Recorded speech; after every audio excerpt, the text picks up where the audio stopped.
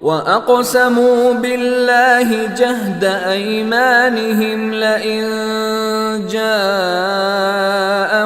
نَذِيرٌ لَيَكُونُنَّ أَهْدَىٰ مِنْ إِحْدَى الْأُمَمِ فَلَمَّا جَاءَهُمْ نَذِيرٌ مَا زَادَهُمْ إِلَّا نُفُورًا۔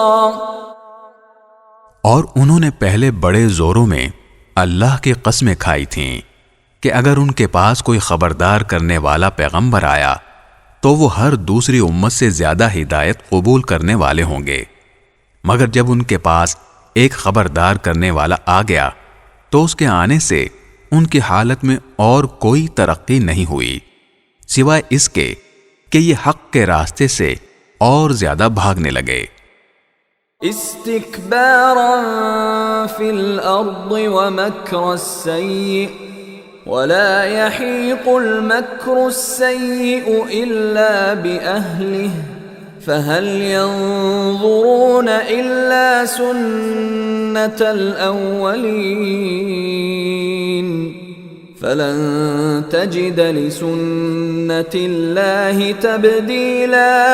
وَلَن تَجِدَ لِسُنَّةِ اللَّهِ تَحْوِيلًا۔ اس لیے کہ انہیں زمین میں اپنی بڑائی کا گھمنڈ تھا اور انہوں نے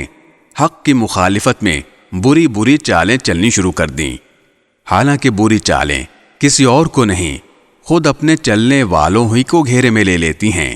اب یہ لوگ اس دستور کے سوا کس بات کے منتظر ہیں جس پر پچھلے لوگوں کے ساتھ عمل ہوتا آیا ہے؟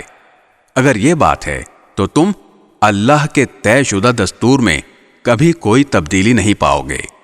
اور نہ تم اللہ کے طے شدہ دستور کو کبھی ٹلتا ہوا پاؤ گے۔